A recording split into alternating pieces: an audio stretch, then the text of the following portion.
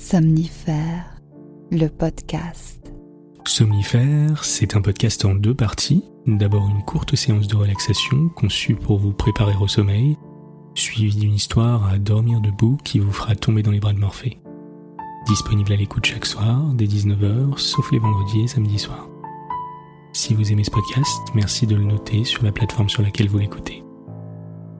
Pour toute question ou suggestion, envoyez un mail à l'adresse morphée@somnifèrepodcast.com. Bonne écoute et bonne nuit. Installez-vous confortablement et fermez les yeux. Votre programme du soir va commencer. Bonsoir à tous, nous sommes le dimanche 28 février et Somnifère vous raconte ce soir l'histoire d'un instituteur qui décide de mener une enquête un peu lunaire. C'est une nouvelle de Pierrette Pégaud intitulée « Un petit vélo dans la tête ». Un bonne nuit tout spécial ce soir à Céline de Cambrai, Maximilien de Paris et Hélène de Saint-Raphaël. Et merci d'avoir partagé Somnifère sur vos réseaux sociaux. Plus d'infos en description de cet épisode. Je vous souhaite une excellente nuit et maintenant place à notre séance de relaxation. La séance de relaxation. Installez-vous confortablement, mettez-vous à l'aise et lorsque vous êtes prêt, prenez une grande inspiration, lente et profonde. Gonflez vos poumons, retenez l'air un instant et expirez par la bouche.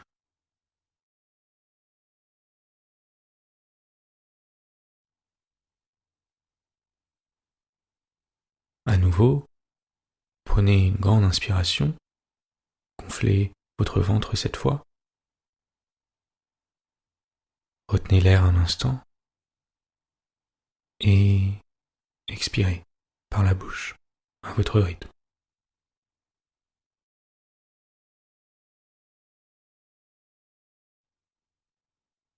Laissez votre respiration aller et venir, se calmer tout en l'observant.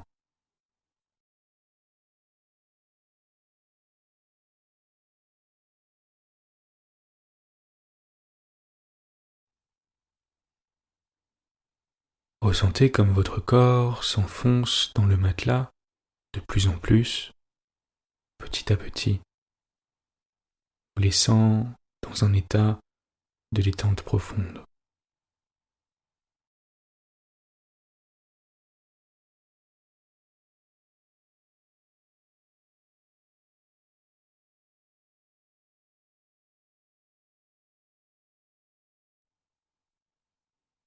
Continuez de respirer lentement par le nez et d'expirer à votre rythme.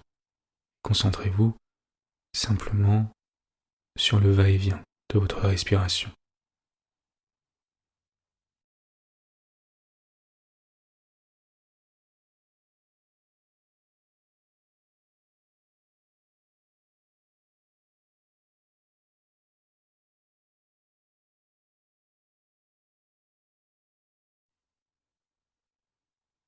Portez votre attention sur le point entre vos 2 sourcils qui se détend.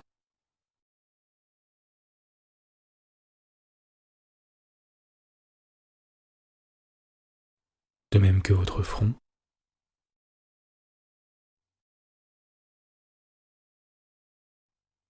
Votre mâchoire.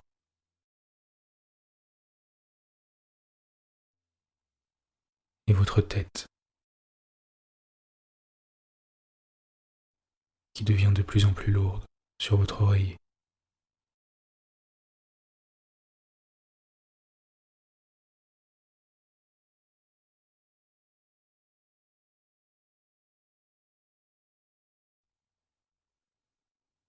Prenez une grande inspiration et relâchez complètement vos épaules à l'expire.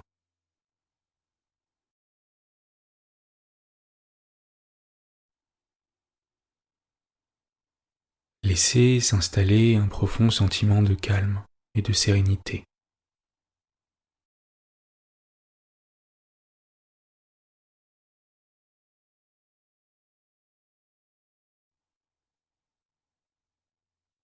Imaginez maintenant les contours d'une rivière. Il fait frais, mais beau, et vous êtes installé à l'ombre, sous un arbre, tout près de l'eau.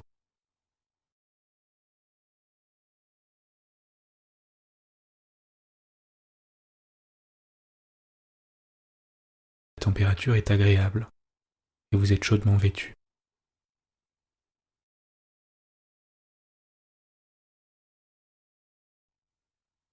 Prenez un moment pour dessiner la scène du mieux que vous pouvez.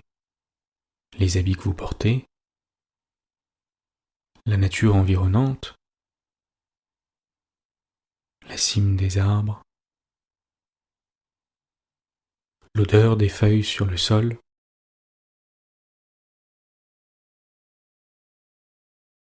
le bruit des oiseaux alentour, le petit nuage qui se forme devant votre bouche lorsque vous expirez.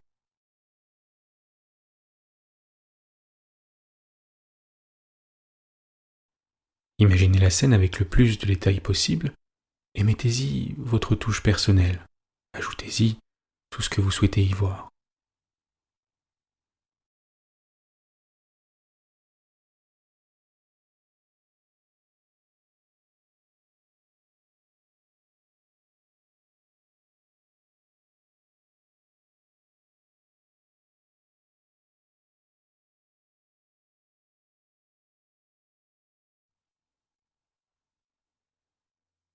À présent, prenez un moment pour réunir tout ce qui vous tracasse, toutes vos émotions indésirables, tout ce dont vous souhaitez vous débarrasser, et rassemblez-les dans un petit sac en toile qui se trouve près de vous.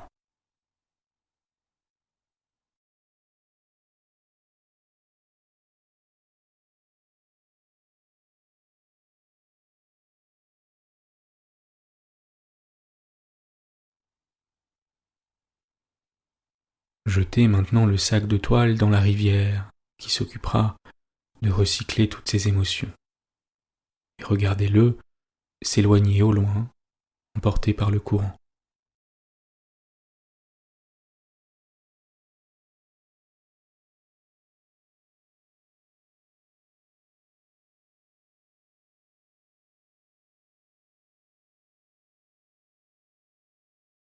Vous ressentez une douce brise et la douceur tiède du soleil d'automne vous caressez le visage.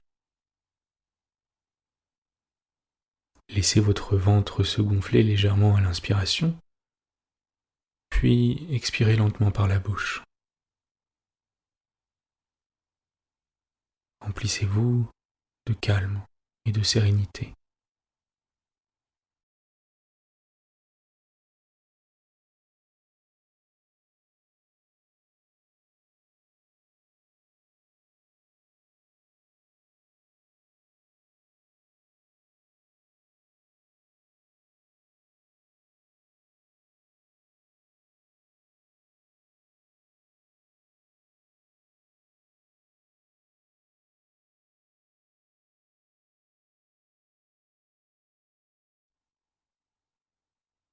Prenez une grande inspiration par le nez et expirez par la bouche à votre rythme. À présent, concentrez simplement votre attention sur l'air qui entre et sort de vos narines. Si des pensées vous viennent à l'esprit, laissez-les passer et recentrez votre attention sur votre respiration.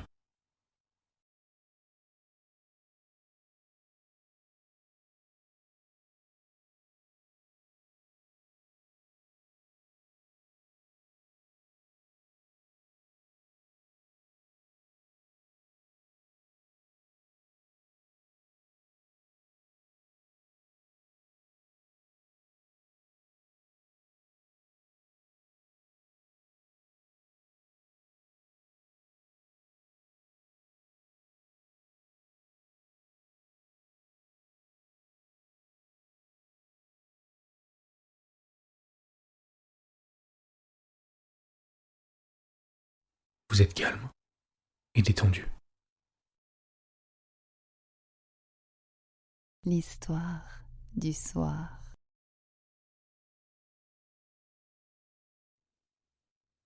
Pierrette Pégaud, un petit vélo dans la tête. Aujourd'hui, stupéfaction. Il a bougé. Imperceptiblement, certes, mais il a bougé.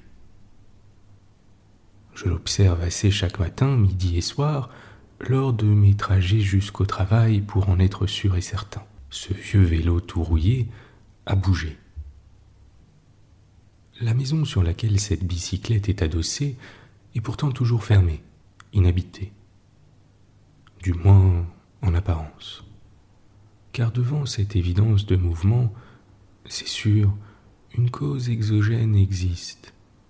Est-elle humaine ? J'y ai pensé toute la nuit et suis arrivé épuisé à l'école. Je suis même sorti à minuit, heure fatidique s'il en est, pour vérifier ma première hypothèse. Ce vélo est mu par un octambule magicien. Hélas, il n'en est rien. J'ai pourtant attendu 2 heures, caché, voyant sans être vu, épiant, scrutant les proches alentours en tenant fermement mon thermos de café, je n'ai rien vu. Les réverbères sont idéalement placés et orientés.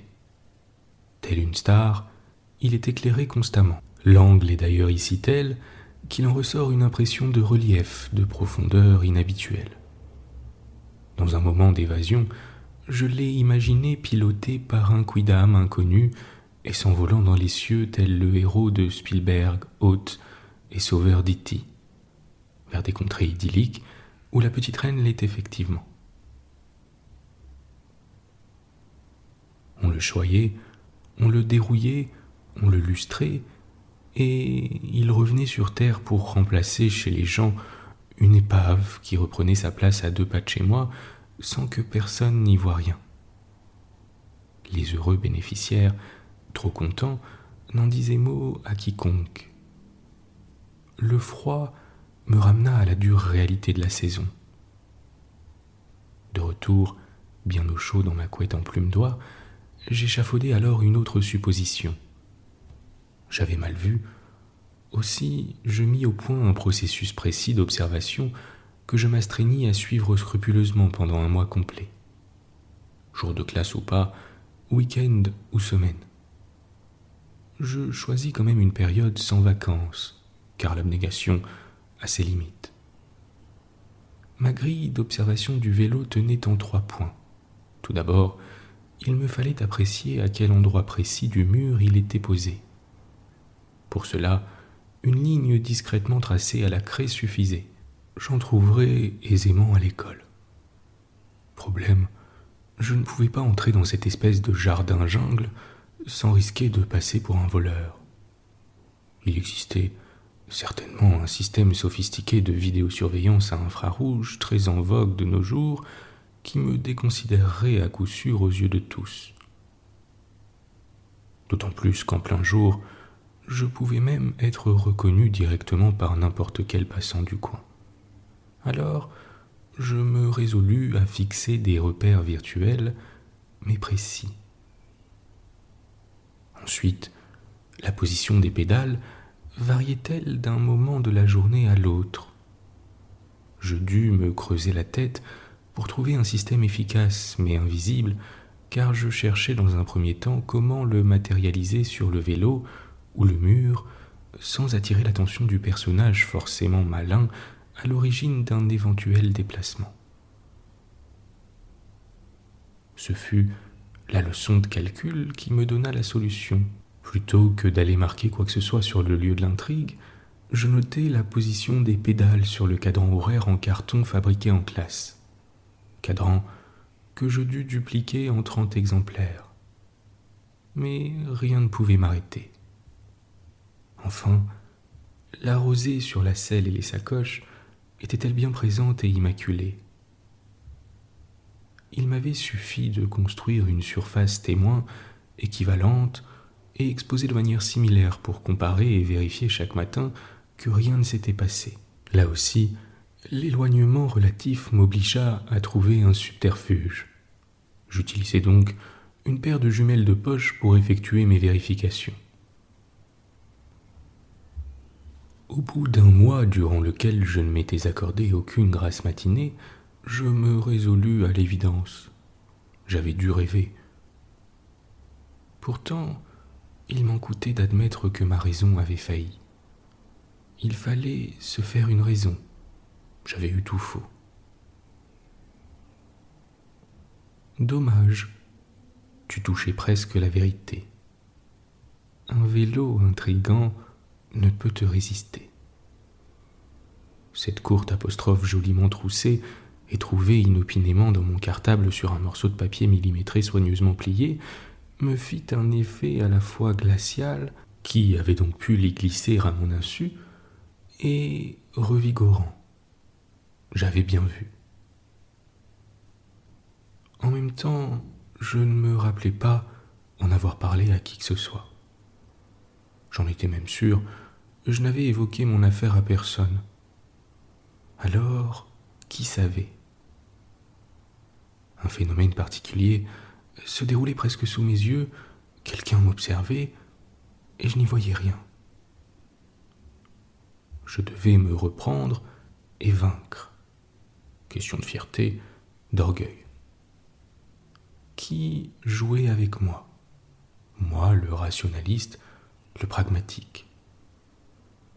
Je devais trouver le fonctionnement de la chaîne de tout bon scientifique. Cause, action, conséquence, conclusion. Les vacances approchaient. Je n'avais que l'action et j'étais loin d'en avoir tous les tenants et les aboutissants.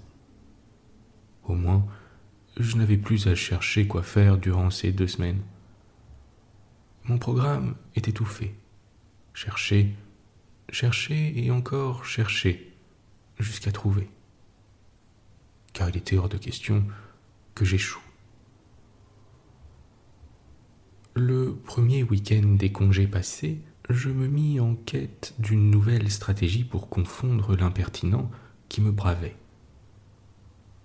J'avisai le pavillon d'en face et me rendis compte qu'il était situé idéalement pour faire office de poste d'observation permanent.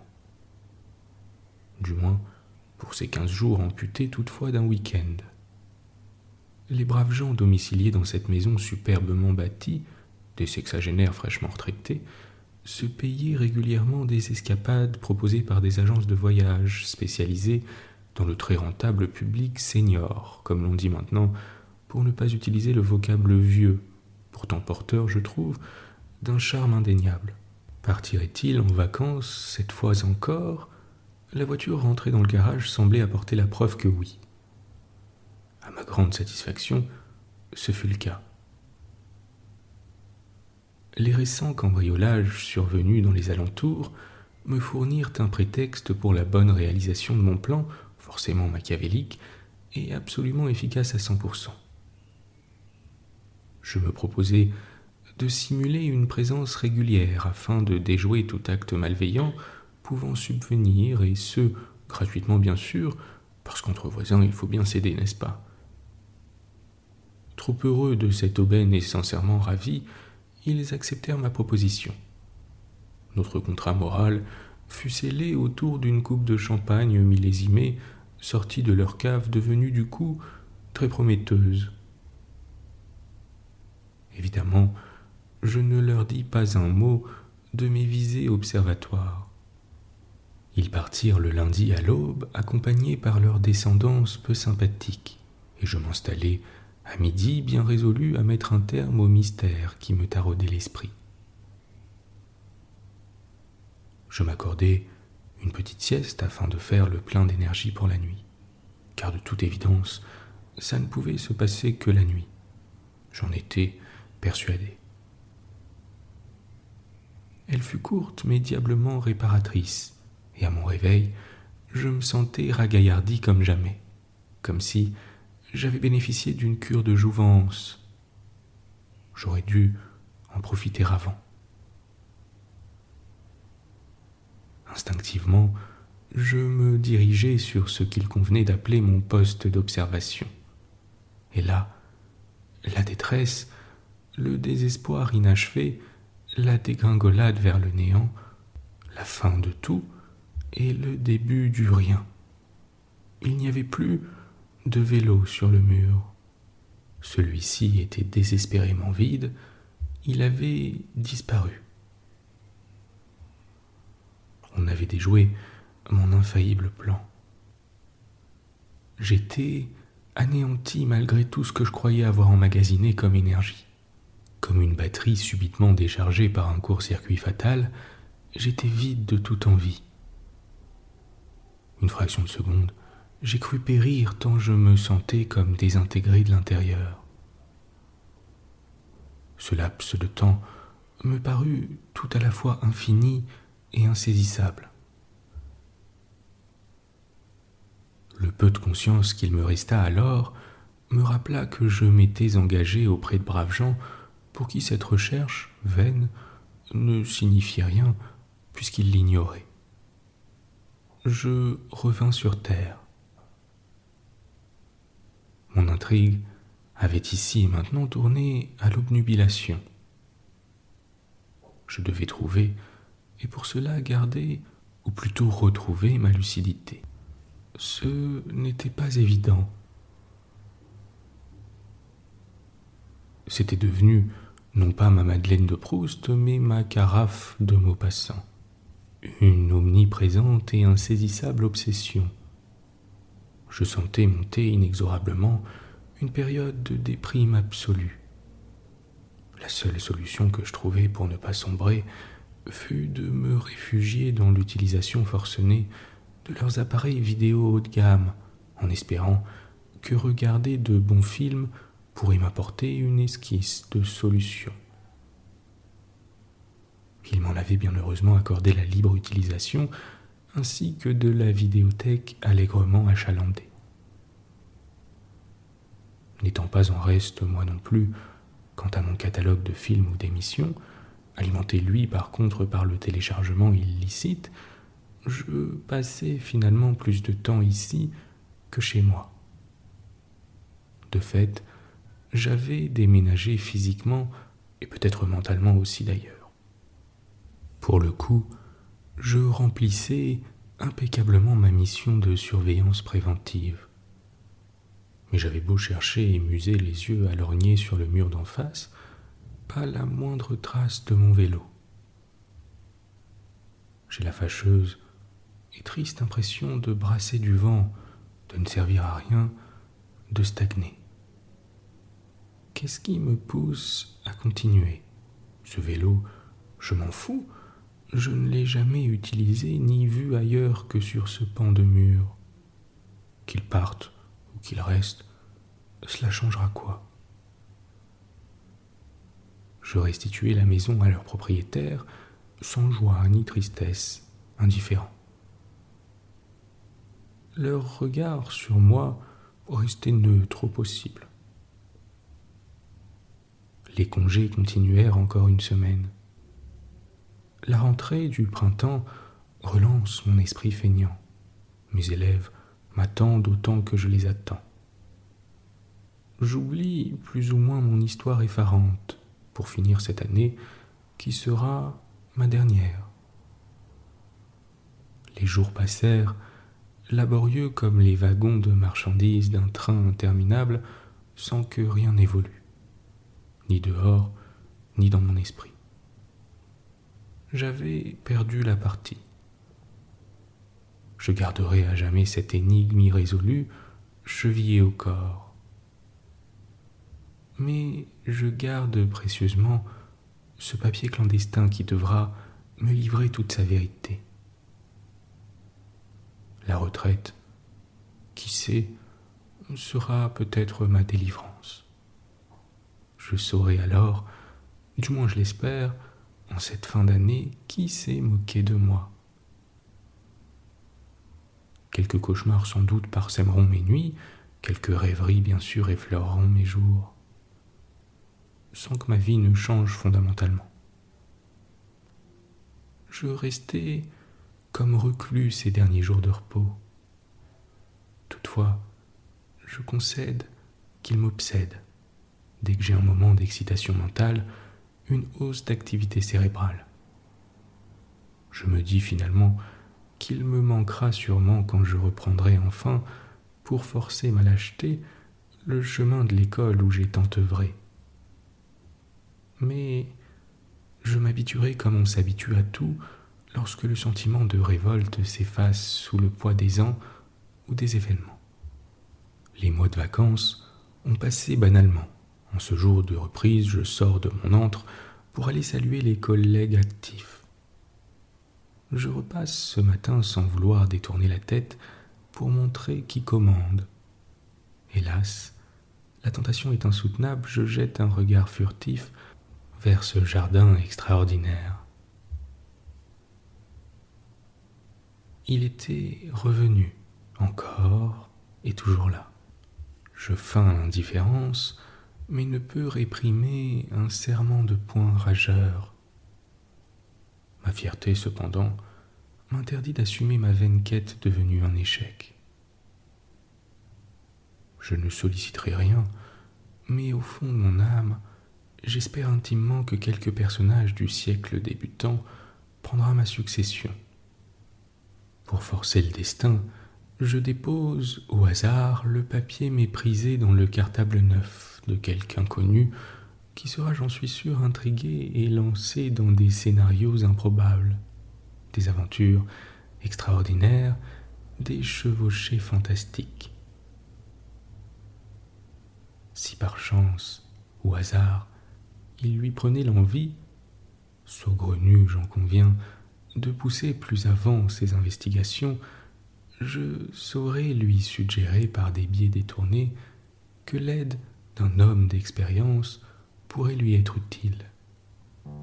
Je serais, par hasard, cette personne-là. Qui sait alors si nos talents conjoints ne nous mèneraient pas à découvrir ensemble la clé du mystère. Bonne nuit. Bonne nuit.